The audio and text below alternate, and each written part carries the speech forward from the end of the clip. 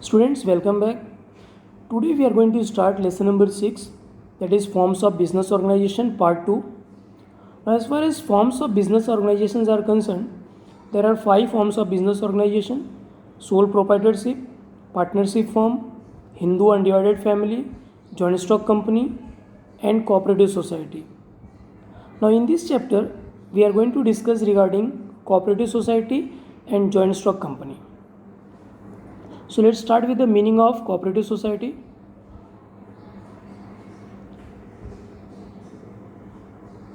Cooperative society is a voluntary form of business organization.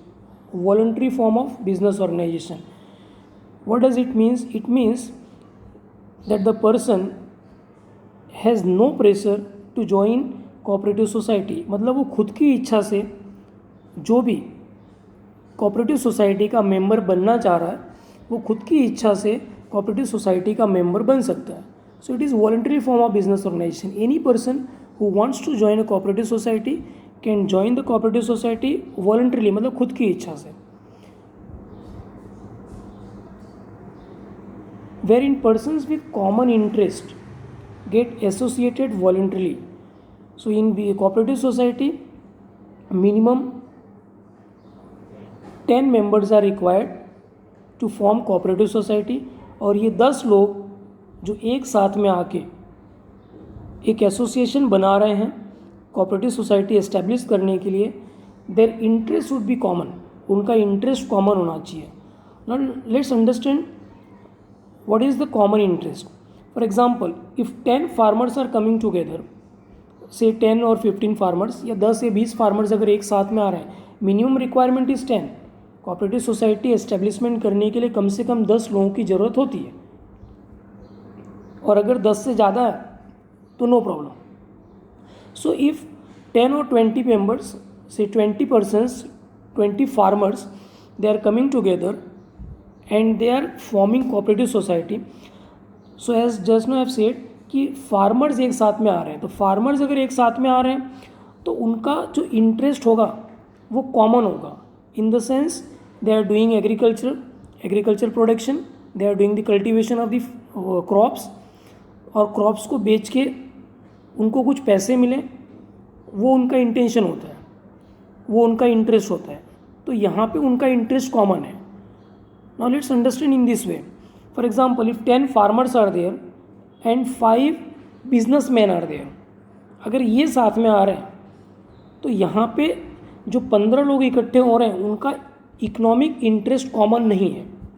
Businessman, उनका economic interest business करके profit earn करना होता है. Their activity is different. और जो 10 फार्मर्स हैं उनकी एक्टिविटी अलग है. So let's summarise in this way. The persons who are coming together वो एक ही सेक्टर के होने चाहिए. Their interest would be common. The individuals form a cooperative society to achieve their definite objective. Just मैं have explain कि अगर उनका इकोनॉमिक इंटरेस्ट कॉमन है तो वो साथ में आके और खुद का ऑब्जेक्टिव, खुद का इकोनॉमिक इंटरेस्ट वो अचीव कर सकते हैं. The objective of cooperative society is to promote the economic interest of members through cooperation among the members. The main intention of cooperative society का एस्टेब्लिशमेंट जो है उसका मेन इंटेंशन है cooperation among the members and social service, to provide social service to the members and the society at large. members के लिए social service देना और society को सोशल सर्विस देना. their intention is, main intention is social service, and secondary intention, or you can say secondary purpose, is to earn profit.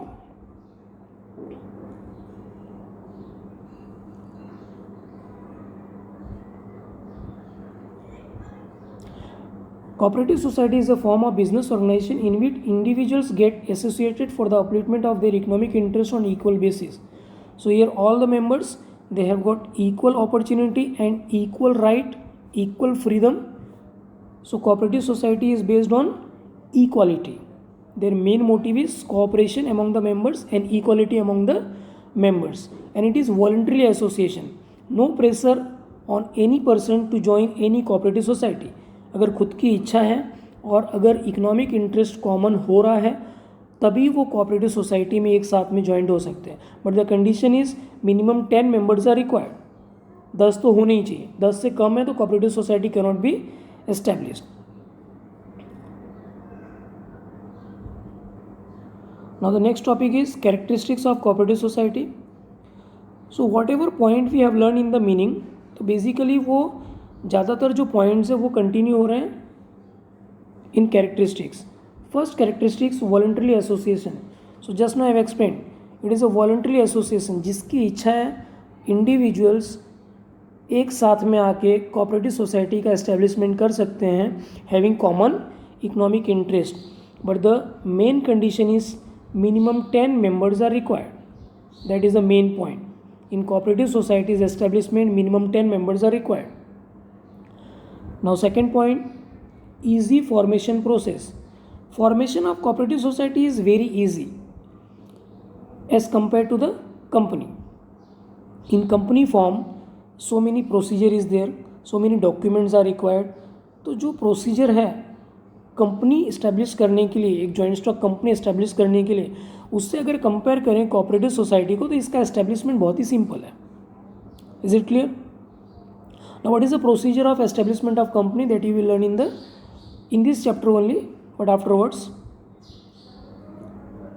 As just now I have explained, minimum 10 persons are required and if they are coming together and registering the cooperative society with the registrar of cooperative society under cooperative societies act. तो cooperative society जो भी establish करना चाह रहा है, 10 लोग एक साथ में आ रहे हैं and they have to approach registrar of cooperative societies. registrar कौन है? registrar is the person who is appointed by the government.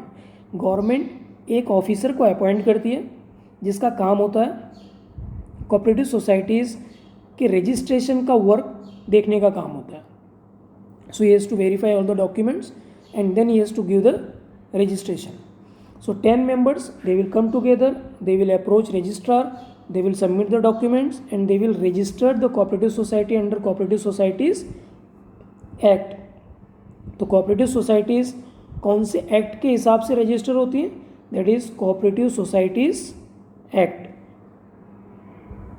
कानून. कोऑपरेटिव सोसाइटी एक्ट मतलब कोऑपरेटिव सोसाइटी का जो कानून है उसके हिसाब से इसका रजिस्ट्रेशन होता है.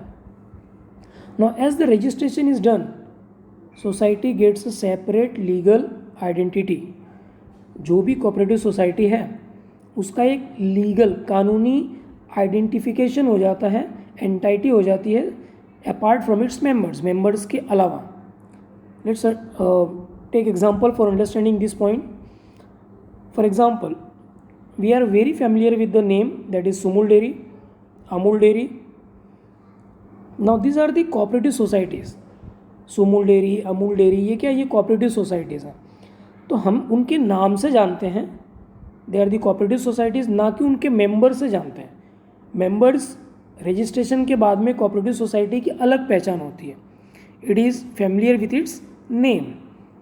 सो that is the meaning after registration, that with registration the society gets separate legal identity, कि उसकी कानूनी एग्जिस्टेंस हो जाती है क्योंकि उसका रजिस्ट्रेशन होता है एज पर cooperative societies act. Now come to the third point, that is equality of members. This point we have understood in the meaning only, that all the members they have equal right and equal opportunity. सभी के पास में equal right है apart from the investment. किसी के पास में ज़्यादा शेयर्स है किसी कोऑपरेटिव सोसाइटी के, तो ऐसे ही नहीं कि उसके पास में ज़्यादा पावर आ गया. All the members they have got equal right of voting. Voting का इक्वल राइट है, मतलब एक पर्सन ने अगर वोट दिया तो उसका वोट की वैल्यू एक ही होगी. और वोटिंग कब देते हैं? To elect members to run the cooperative society. Cooperative society चलाने के लिए एग्जीक्यूटिव कमेटी का फॉर्म होता है. तो एग्जीक्यूटिव कमेटी के अंदर जो मेंबर्स होते हैं वो इलेक्शन से आते हैं and they are elected by the members only. In short, members have got equal right and equal opportunity. There is no difference among the members apart from due to capital investment or for any other reason. किसी भी cast का हो, किसी भी religion का हो, there is no difference among the members. Any person can join voluntarily. खुद की इच्छा से वो ज्वाइन कर सकते हैं that is the main point. Separate, fourth point, that is separate identity. Fourth characteristics, just now I have explained. With the registration, जैसे उसका रजिस्ट्रेशन होता है, cooperative society gets a legal separate identity, एक अलग कानूनी पहचान होती है. मेंबर्स एंट्री करें या एग्जिट करें, cooperative society will not affect. Members अगर कोऑपरेटिव सोसाइटी छोड़ के जा रहे हैं, they are exiting from the cooperative society, तो कोऑपरेटिव सोसाइटी बंद नहीं हो जाएगी. सुमूल डेयरी जिसने एस्टेब्लिश किया होगा, आज वो जिंदा भी नहीं होगा. Is it clear? But then also it is running, cooperative society is there, so there is no effect on the cooperative society if entry or exit of the members is there, then also it is going to exist for a long period. Now come to the next point, that is democratic management. That is fifth point. Cooperative society is managed by the representatives elected by the members. Now cooperative society is managed by executive committee. एक executive committee होती है. Executive committee के अंदर कुछ members होते हैं, that is board of directors, and they are managing the cooperative society. तो ये जो मेंबर्स जो एग्जीक्यूटिव कमेटी में होते हैं, ये जो कमेटी बनती है एग्जीक्यूटिव की, उसमें जो मेंबर्स होते हैं दे आर इलेक्टेड. वो इलेक्टेड होते हैं, इलेक्शन होता है, और इलेक्शन में जितने भी मेंबर्स हैं सभी के पास ये पावर होता है कि वो इलेक्शन में पार्टिसिपेट कर सकते हैं और वोट कर सकते हैं. तो जो मेंबर्स एग्जीक्यूटिव कमेटी में आने के लिए देर, अगर वो इलेक्शन के लिए खड़े होते हैं तो उसमें जितने भी मेंबर्स हैं वो वोटिंग करेंगे. तो वोटिंग करेंगे मतलब उन्होंने अपना रिप्रेजेंटेटिव सेलेक्ट किया हुआ, इलेक्ट किया हुआ, नॉट सेलेक्ट, इलेक्ट किया हुआ. Is it clear? In company voting right is per share. This is the basic difference between cooperative society and joint stock company. Company के अंदर जिसके पास में ज़्यादा शेयर है उसके पास में ज़्यादा राइट है. फॉर एग्जांपल किसी के पास में 50% शेयर है किसी कंपनी के, तो उसने वोटिंग कर दी तो उसके वोट की वैल्यू 50% होगी. मतलब उसने जिसको वोट दे दिया उसके लिए 50% वोट आ गए.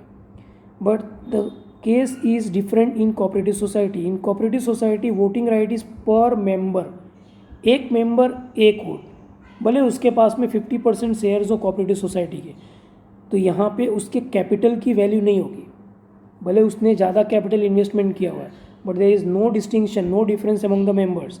एक पर्सन का एक वोट ही माना जाएगा. Significance, that is importance, is not to capital but importance is given to man. यहाँ पे मेंबर को इम्पोर्टेंस होता है. That's why equality among the members is there in cooperative society which is not prevailing in the joint stock company. Any member can contest the election, मतलब कोई भी election के लिए खड़ा हो सकता है एग्जीक्यूटिव कमेटी में आने के लिए. The management of the cooperative society is really democratic as compare to company. तो मतलब यहाँ पे इक्वालिटी है, कोई भी इलेक्शन लड़ सकता है एग्जीक्यूटिव कमेटी में आने के लिए, और सभी मेंबर की वोट की वैल्यू एक ही है. तो सभी मेंबर्स को इक्वल पावर है अपने मेंबर्स इलेक्ट करने के लिए, और वो खुद भी इलेक्शन में एग्जीक्यूटिव कमेटी में आने के लिए they can contest, they can participate. Is it clear? So equality among the members is there. और यहाँ पे एक इलेक्शन के जरिए, डेमोक्रेटिक वे के जरिए जो एग्जीक्यूटिव कमेटी है वो फ्रेम होती है, वो बनती है, and they manage the cooperative society. और ये एग्जीक्यूटिव कमेटी कोऑपरेटिव सोसाइटी को मैनेज करती है. So that's why there is democratic management in the cooperative society, and it is one role model of democracy. It is training school, it is one role model of democracy. किसी को democracy के बारे में अगर सीखना है तो वो कोऑपरेटिव सोसाइटी से सीख सकते हैं. That is the meaning. Now the next topic, that is the next point, not topic, main motive of service. ये मैंने स्टार्टिंग में एक्सप्लेन किया था. The main motive of cooperative society is to provide service to the members and the society at large, to serve members. Profit is secondary, not main. It is secondary objective. Cooperative society चला रहे हैं तो चलाने के लिए कुछ profit तो earn करना पड़ेगा, but that is not the main intention. Main intention is to provide service to the members and society at large, जिससे इकोनॉमिक अपलिफ्टमेंट हो मेंबर्स का. मेंबर्स जो हैं उनकी इकोनॉमिक कंडीशन अच्छी बने. Cooperative society attempts to raise the living standard of members and make them self reliant. So that is the main intention कि जो भी मेंबर्स जुड़ रहे हैं they are basically not from the richer class, वो बहुत अमीर नहीं होते हैं, तो उनका इकोनॉमिक अपलिफ्टमेंट हो, उनकी इकोनॉमिक कंडीशन अच्छी हो और वो सेल्फ रिलायंट हो. Now the next point, that is point number 7, fair distribution of profit. The main intention, that is in spite of main motive of service, main intention is to provide service, not to earn profit. But if there is excess of income, अगर income ज़्यादा हो रही है मतलब profit हो रहा है, so it will be distributed among the members of the society subject to the provisions of law. As per the Cooperative Societies Act, कानून में जो लिखा है उसके हिसाब से मेंबर्स को डिस्ट्रीब्यूट करेंगे. It is not in this way कि जितना भी प्रॉफिट हुआ सब आपस में डिस्ट्रीब्यूट कर लेंगे. It is not in that way. Subject to provisions of law, कानून जो कहता है, कानून में जो लिखा हुआ है उसके हिसाब से वो प्रॉफिट डिस्ट्रीब्यूट कर सकते हैं. Now residual profit, that is remaining profit. Residual means remaining. Remaining profit is utilise for the welfare of the members of society. तो वो मेंबर्स जो है सोसाइटी के, उनके वेलफेयर के लिए भी वो बाकी का प्रॉफिट यूज़ कर सकते हैं. For example they can build schools बना सकते हैं, डिस्पेंसरीज बना सकते हैं. Is it clear? जहाँ पे वीकर सेक्शन जो मेंबर्स उसमें जो ज्वाइंट हुए हैं उनके बच्चे वहाँ पे जाके पढ़ सकते हैं. So in this way welfare of the members of the society is the main intention of cooperative society. Now the next point, that is low price of share. Now price of cooperative society is low. Generally the weaker sections के जो लोग होते हैं वो cooperative society बनाने के लिए आगे आते हैं, साथ में आते हैं. और ज़्यादा से ज़्यादा weaker section के लोग अगर उनका इकोनॉमिक इंटरेस्ट मिल रहा है किसी cooperative society के साथ में तो उसमें ज्वाइन हो सकते हैं. That's why the price of the share is kept low. Price of share of cooperative society is low so that with the person having low income can purchase share and become the member of society. Sometimes installment facility is also provided to member instead of paying full amount at once.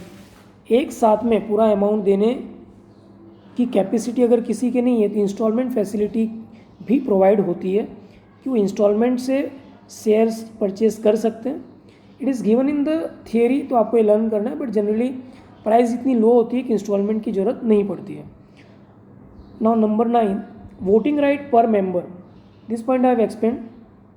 Each member have got the equal right, is entitled means having the right to a single vote regardless of the number of shares held by him. उसके पास में भले जितने भी shares हैं लेकिन उसकी voting right क्या होगी? Single vote, 1 person 1 vote, that's it. भले उसके पास में 100 शेयर्स हैं, 50% शेयर्स हैं, लेकिन उसके वोट की वैल्यू कितनी होगी? एक ही होगी. Representatives are elected on the basis of the principle of 1 member 1 vote. This point we have discuss कि एग्जीक्यूटिव कमिटी में जो मेंबर्स होते हैं वो रिप्रेजेंटेटिव होते हैं. किसके होते हैं? जितने भी मेंबर्स होते हैं उन्होंने वोट दिया हुआ है तो उनके रिप्रेजेंटेटिव हो गए. और रिप्रेजेंटेटिव कौन से बेस पे आते हैं? 1 member 1 वोट, यानी सभी मेंबर जो भी हैं वो वोटिंग करेंगे और वोटिंग में जिसको ज़्यादा वोट मिलेगी वो रिप्रेजेंटेटिव बन के आएगा in the executive committee, in the board of directors. Conference and training classes are plan to promote equality and brotherhood and to add knowledge among the members. So here cooperation is the main motive, or you can say main fundamental on which the cooperative society is established. तो cooperation अगर main fundamental है, main root है cooperative society establish करने का, तो ये brotherhood, cooperation among them, equality, ये सब बढ़ाने के लिए they are giving training also. to the members. Now point number 10, that is separate institution from politics and religion. As I have explained earlier, that equality is prevailing among the members. All members have got equal right, and cooperation is the basic, fundamental, or you can say basic base on which the cooperative society is established. So here no place of politics and religion is there. यहाँ पे religion के base पे, cast के base पे और किसी political party के base पे कोई कोऑपरेटिव सोसाइटी में ज्वाइन तो ऐसी ज़रूरत नहीं होती है. So cooperative society can not exist on the political और religion basis. Membership is not as per religion, caste and sex. A person, male or female, any person can join. Any person of having any caste, religion can join, but the economic interest should be common. Thus cooperative society is separate from politics and religion. तो यहाँ पे cooperative society में religion और politics की कोई जगह नहीं होती है. Now point number 11, unrestricted number of members. As I explained earlier, that minimum 10 members are required, but maximum no limit. Maximum कितने भी मेंबर्स आ सकते हैं.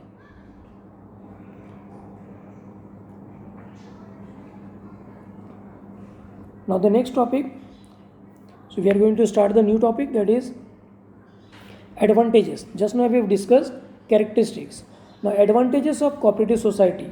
Now in advantages,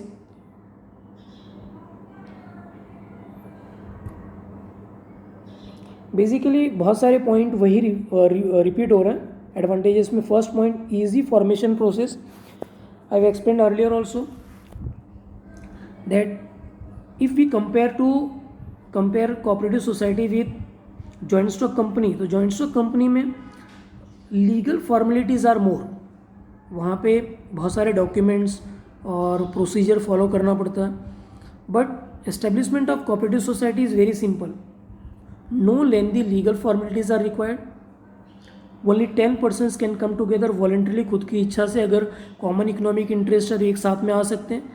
and they get it registered with the registrar of cooperative societies. I have explained who is registrar.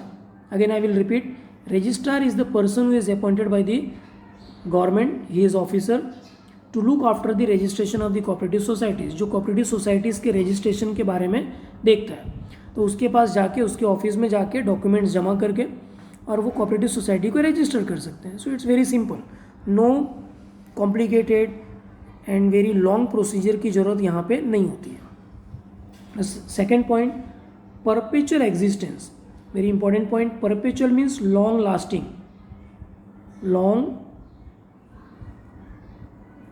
Lasting, which is going to remain for longer period of time.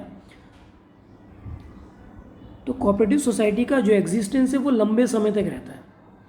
After registration, जैसे मैंने example दिया था कि registration के बाद में cooperative society अपने नाम से जाना जाता है कि ना कि अपने मेंबर से, because it gets a separate legal existence from its members. अपने मेंबर से अलग होकर उसकी एक कानूनी एग्जिस्टेंस हो रही है, क्योंकि वो एक कानून के हिसाब से उसका एग्जिस्टेंस हो रहा है. एंड द एक्ट, जो कानून है वो है कोऑपरेटिव सोसाइटीज़ एक्ट के हिसाब से उसका रजिस्ट्रेशन हो रहा है.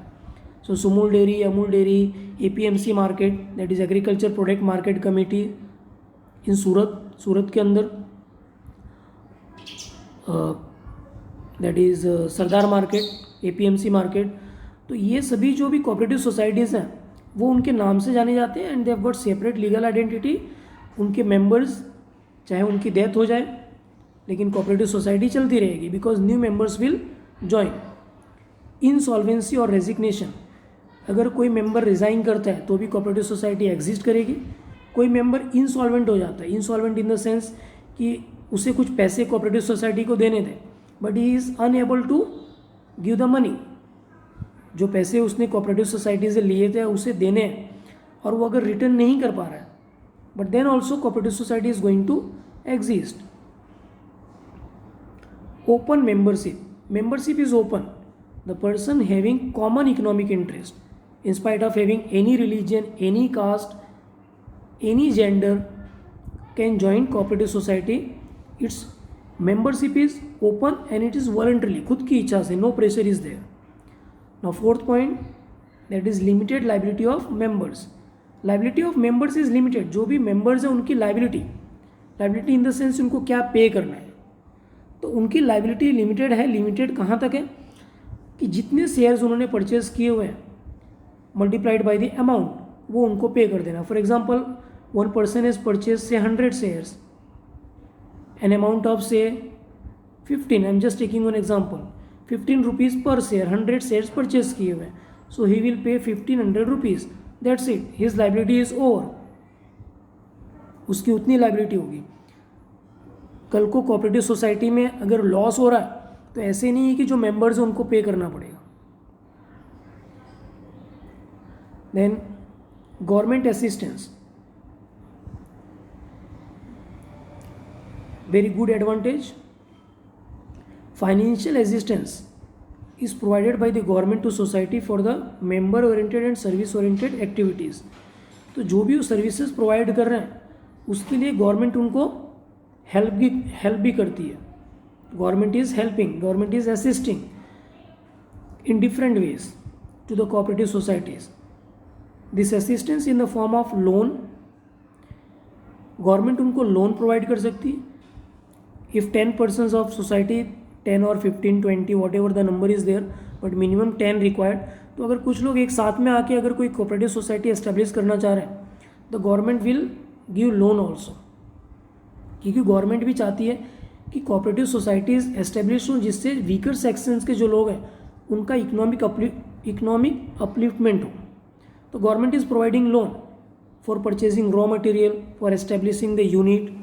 तो इन सब के लिए गवर्नमेंट क्या करती है, लोन प्रोवाइड करती है.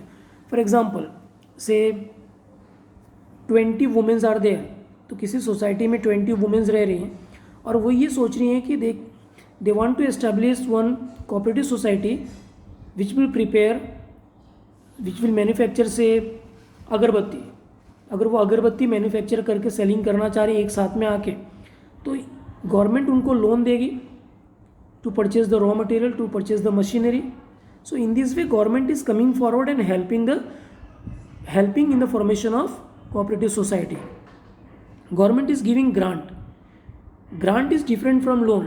Loan क्या है कि एक साथ में गवर्नमेंट दे देगी और वापस उसे रीपे करना पड़ेगा जो भी कोऑपरेटिव सोसाइटी के मेंबर्स हैं उन्हें, और वो कुछ percentage of interest, government will take some percentage of interest on the amount given, जो भी अमाउंट दिया उस पर वो इंटरेस्ट लेगी. But grant is different. Grant is in this way कि गवर्नमेंट अपने तरफ से हेल्प करती है कोऑपरेटिव सोसाइटी चलाने के लिए और वो पैसा वो रिटर्न नहीं लेती है. For example if per year government is giving 2 lakh rupees, 2 lakh rupees, तो एक साल में गवर्नमेंट अगर ग्रांट के फॉर्म में 2 लाख रुपीज़ दे रही है और वो उसे वापस नहीं ले रही है तो ये हो गई ग्रांट. पैसे दे दिए उससे चलाने के लिए, उसे वापस नहीं ले रही है. Now come to subsidy. Subsidy is one kind of discount given to the members of the cooperative society. For example farmers की कोऑपरेटिव सोसाइटी है और फार्मर्स को गवर्नमेंट फर्टिलाइजर्स प्रोवाइड कर रही है, fertilisers, urea which is use in the agriculture farming. तो जो farming में यूज़ करते हैं, cultivation of the crops, fertilisers की कीमत है से 2000 रुपीज़ पर बैग, से पर 50 kg, 50 किलो की कीमत है 2000 रुपीज़. अब गवर्नमेंट उनसे ले रही है 1000 rupees. Government is selling at ₹1000 और ये 1000 जो है कंपनी को गवर्नमेंट अपने तरफ से दे रही है और फार्मर्स जो हैं वो सिर्फ 1000 दे रही है. तो गवर्नमेंट ने क्या किया, यहाँ पे एक्चुअल कॉस्ट थी 2000 लेकिन फार्मर्स को मिल रहा है 1000 में, तो जो 1000 है वो गवर्नमेंट ने क्या कर दिया, सब्सिडी दे दिया. Is it clear? और ये 1000 जो है रिमेनिंग अमाउंट वो कंपनीज को मिल रहा है from the government side. So in this way government is helping in the form of loan, grant and subsidy to promote cooperative societies. Next is democratic management. This point I have explained. Each member of the society is entitled to give a single vote, सभी के पास में, सभी member के पास में ये right है, the society is entitled, members के पास में ये राइट है to cast a single vote per person, एक पर्सन एक vote, and decisions are taken by majority. तो जो भी डिसीजन लेना है उसके लिए अगर मेजोरिटी एग्री है तो डिसीजन लेंगे, अगर एग्री नहीं है तो वो डिसीजन नहीं लेंगे। Every member has a right to contest election, to cast vote, to participate in discussion and to elect representatives. ये पॉइंट्स मैंने पहले भी एक्सप्लेन किया हुआ है कि एग्जीक्यूटिव कमेटी में अगर किसी भी मेंबर को कॉन्टेस्ट करना है तो equal right is there, equal freedom is there, voting के लिए भी इक्वल फ्रीडम है, single vote per person, and they can participate in discussion to elect representative. The executive committee elected by members manage the society in democratic manner. This point we have completed earlier. Executive committee जो है वो manage करती है. Now the next is less administrative expenses. Administrative expenses means cooperative society चलाने का जो expense है, to run the cooperative society, to manage the cooperative society, its expenses are less. How the expenses are less? The cooperative society is based on the principle of thrift. Honorary services of members is available in the management. Cooperative society का जो basic principle है, it is on the principle of thrift, यानी बहुत ज़्यादा खर्चा करना वो उनका इंटेंशन नहीं होता है। कम खर्चे में कोऑपरेटिव सोसाइटी चलाना by taking cooperation of the members.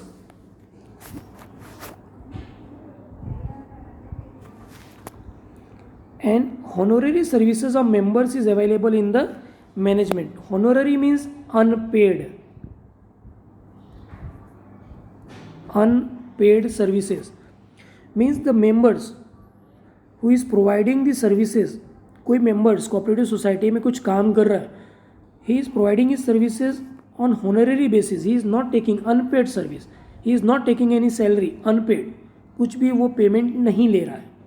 So in this way some members they are providing their services. तो इससे भी क्या होता है कि खर्चा कम होता है। For example, if one person is there, he is member of cooperative society and he knows how to manage the account, how to write down the account, account को कैसे मैनेज करना है, अकाउंट कैसे लिखना है, and he is doing the work of maintaining the account section without taking any money, means he is providing honorary services. अब यहाँ पे अगर किसी पर्सन को, बाहर वाले को अपॉइंट करते अकाउंट मैनेज करने के लिए, उसे सैलरी देनी पड़ती, बट यहाँ पे एक मेंबर जिसे नॉलेज है वो खुद की सर्विस दे रहा है and it is honorary without taking any money, unpaid service. तो इस तरह से खर्चा कम हो गया। Management is also economical and advertisement expense is not incurred. तो ज़्यादातर जो कोऑपरेटिव सोसाइटीज़ होती हैं वो बहुत ज़्यादा एडवर्टाइजमेंट नहीं करती हैं, इनफैक्ट एडवर्टाइजमेंट नहीं भी करती हैं कुछ कोऑपरेटिव सोसाइटीज़, तो वहाँ पे खर्चा बच गया। So in this way administration of cooperative society is less as compare to other forms of business organization. अगर कंपनी के साथ में कंपेयर करें तो इसके खर्चे कम होते हैं। The next point, special class of customers. तो इसके जो कस्टमर्स होते हैं ज़्यादातर उसके मेंबर्स होते हैं। It is given in the point, तो आपको ये लर्न करना है। बट बेसिकली मेंबर्स तो they are selling it to the society, तो मेंबर्स तो दूसरे भी होते हैं, बट बेसिकली वो जो कोऑपरेटिव सोसाइटी के मेंबर्स होते हैं वो उसके ज़्यादातर कस्टमर्स होते हैं। Strong competitors against trading institutions. Now cooperative societies they are coming as a strong competitor for the trading institutions. जो कंपनीज हैं, जो दूसरी पार्टनरशिप फर्म्स हैं जिनका मेन इंटेंशन होता है प्रॉफिट अर्न करना, उनके लिए जो एक स्ट्रॉन्ग कंपटीशन दे रहा है वो है cooperative society, because their main intention is not to earn profit. उनका मेन इंटेंशन प्रॉफिट अर्न करना नहीं है। So their prices, their product prices are low. उनके प्रोडक्ट की प्राइजेस क्या होती हैं? लो होती हैं। और जहाँ तक दूसरे ट्रेडिंग इंस्टीट्यूशंस हैं, see what is there intention? In लियर of more profit, ज़्यादा प्रॉफिट की ग्रीड, लालच। दे इंडल्ज इन एडल्ट्रेशन, मिलावट करते हैं प्रोडक्ट के अंदर। Cheating in the sense providing low quality of product. Black marketing, product को स्टोर करके रखेंगे और फिर प्रोडक्ट की प्राइस बढ़ेगी तब सेल करेंगे, because if there is no supply in the market obviously price is going to increase. So they are indulge in so many illegal activities, you can say unfair trade activities.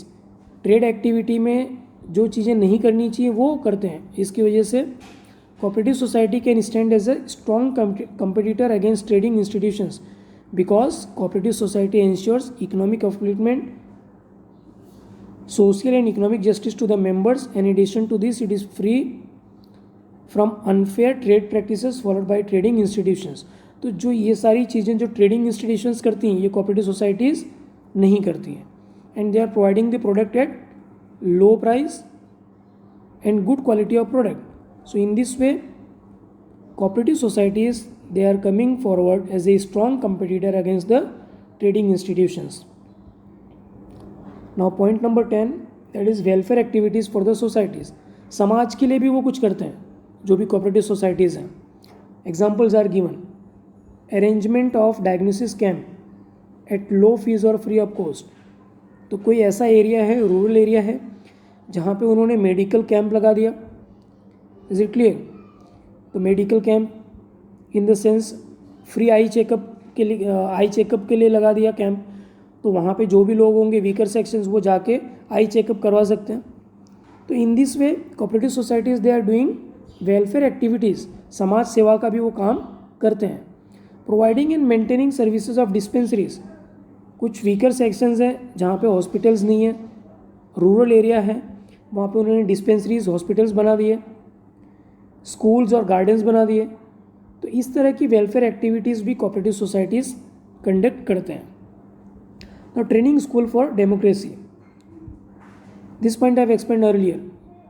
अगर democracy का example लेना है so cooperative society is best because democracy predominates in the management of society. The importance is given to human beings rather than capital. All the points are repeating, same points are repeating कि यहाँ पे जो भी members हैं उनको important ज़्यादा देते हैं, कैपिटल को कम, because per person per vote and no importance is given to capital. ज़्यादा इन्वेस्टमेंट है, ज़्यादा शेयर्स लिया हुआ है तो भी उसके वोट की वैल्यू एक ही होगी. And executive committee it is managing the cooperative society. So democracy is prevailing, remains alive. Thus, cooperative society is the training school for providing education of the ideal principles of democratic management. This point we have completed earlier also. Now, the last point in advantages, that is economic upliftment and growth of members. It is the main intention of cooperative society कि जो भी members हैं सबका साथ सबका विकास, यानी जो members हैं उनको साथ में लेके चलना, cooperation among the members and to provide benefits to the members of the society so that their economic upliftment will be done. Cooperative society gives important contribution towards the growth of its members. वो अपने members की growth के लिए ज़्यादा से ज़्यादा चीज़ें करते हैं. Example, consumer cooperative society supply day-to-day quality consumable products at fair price, prevents economic exploitation of customers by middlemen. तो जो मेंबर्स हैं उनको तो बेनिफिट मिलता ही है क्योंकि उनको अच्छी क्वालिटी का प्रोडक्ट और कम रेट पे मिलता है. साथ में जो customers society at large it is also benefited. In the same way the cooperative societies और producers supply raw materials, equipments, tools etcetera at fair prices to members. तो जो कोऑपरेटिव सोसाइटी हैं उसके मेंबर्स को अगर कुछ रॉ मटेरियल की ज़रूरत है उसे बनाने के लिए तो वो भी वो सस्ते रेट पे प्रोवाइड करते हैं. Small producers can produce easily and can easily realise economic growth. तो जो भी कोऑपरेटिव सोसाइटी से जुड़ा हुआ है और अगर वो कुछ ऐसे प्रोडक्ट बना रहा है जिसे कोऑपरेटिव सोसाइटी यूज़ कर रही है एज ए रॉ मटेरियल तो उससे भी बेनिफिट मिलेगा. Cooperative societies have achieved much progress in the fields like sugar, meal, leather and raw cotton. So sugar mills are there. ये cooperative societies हैं जिसके members basically farmers होते हैं. But nowadays political parties के जो leaders होते हैं वो भी members हो गए उसके. milk, dairy product as I have explained, Sumul dairy, Amul dairy, leather and raw cotton is another example.